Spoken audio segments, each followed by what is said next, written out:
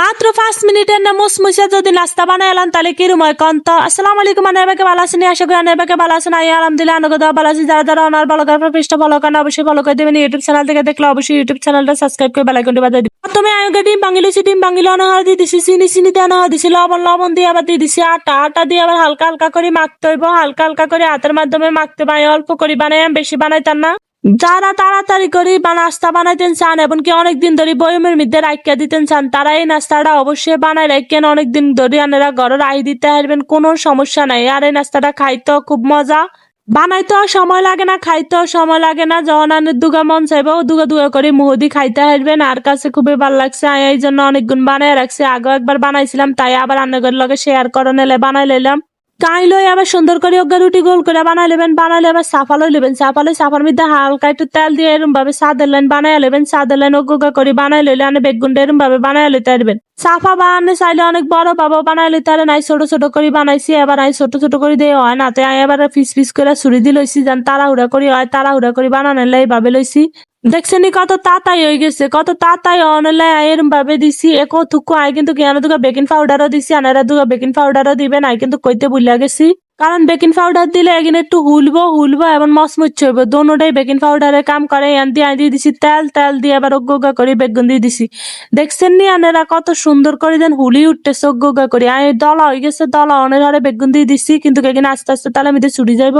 আনারা দেখেন কত সুন্দর করে ছুটি যাইতেছে এবং মচমচা করে বড় হইতেছে, মানে এখানে হুলি উঠতেছে। হুলি উঠলেই তো এখানে সুন্দর। আনারা কিন্তু ছোট করে বানাইলে ছোট করে বানাবেন, বড় করে বানাইলে বড় করে বানাবেন। এখানে কিন্তু দিয়ে লগে লগে লাস আর মধ্যে থাকতে হবে, নাহলে কিন্তু লাগি যাবো কিংবা জ্বলা হয়ে যাবো। লাগতো না কিন্তু জ্বলা জ্বলা হয়ে যাবো, জ্বলা জ্বলা হইলে আর ভালো লাগতো না। এই জন্য লাড়া মধ্যে রইতেছি, একটু হালকা যেন কালার হইব। তখন আমি উড়ে এলাম। আসলে আমি একলা মানুষ, এক কিনার দিয়ে বানাইতেছি, এক কিনার দিয়ে বাইজতেছি, তাই আর অনেক দেরি হয়ে যাইতেছে। কারণ আরেকজন মানুষ থাকলে অনেক তাড়াতাড়ি করণ যায়, তো দুইজন মানুষ হলে ভালো মতন করণ যায়।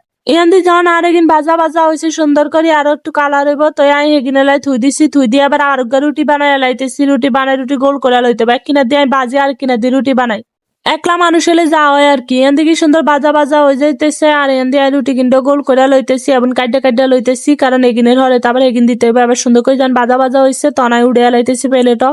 প্লেটে উড়ানোর হরে দেখতেছেন আনারা যে কত সুন্দর কালারও আইছে এবং হুলছে কতটা। হ্যাঁ আয় আর অনেক গুণ দিয়া লাইতেছি। বেগুন কাজ দলা হয়ে যায়, কাটতে গেলে তো দলা হয়ে যালে তাহলে মিদ্যা আবার এগিনটা ছুটাই লইতে হইব, কারণ এমনি তার ছুটতো না। অল্প অল্প দিয়ে বাজলে বালা, তাহলে তাড়াতাড়ি হইব। আর অল্প অল্প না দিলে দেরি হইবে। যাই দেখছেন কত সুন্দর করে বাজ্যা লইতেছে, অল্প অল্প করে আর কি সুন্দর বাজা বাজা হয়ে যাইতেছে। যনে আই তেলের রূপে দিছি তনে কিন্তু কেন ছুটি গেছে। তেলের রূপে দিলে ছুটি যাবে। আর এরকম ভাবে পিঠা বানায় আনারা যে কোনো কেউ আইলেও সামনে দিতে পারবেন, এমনকি নিজেরা বানায় বানায় রাতকার বইও খাইতে পারবেন, দিনও বইও খাইতে পারবেন, সকালে বইও খাইতে পারবেন। বিশেষ করে আঙ্গ বিয়া লইলে মন চাই যে কিছু না কিছু খাই, কি খেয়াম দিছে না। তো আমরা যদি এরকম ভাবে হিডা বানায় রাখেন তাহলে আনারা অবশ্যই খাইতে পারবেন, আর বাচ্চা ঘরেও দিতে পারবেন। বাচ্চারা কিন্তু এই জিনিসটা অনেক বেশি পছন্দ করবো। আর বেগুন ভাজা শেষ, এবার রান্নাঘরায় দেখা দিতেছি। দেখছেন কি সুন্দর হুলছে এবং কত মচমচ্চা হয়েছে। আর না আতলো এইভাবে দেখেন যে কতটা মচমচ্চা হয়ে গেছে। এবার আয়োগে কাছের বয়ম লইলাম, কাছের বয়মে বেগুন থুই দিলাম। কারণ এটা কিন্তু 1 মাস ধরেও বানাই খাইতে পারবেন। যারা ধরেন একবার বানায় অনেক গুণ করে থুই দিতে হারেন, আলসি মিলে বানাইতেন চানা, তারা এরকম ভাবে বানায় বানায় রাইখা দিয়ে অনেকদিন ধরে খাইবেন।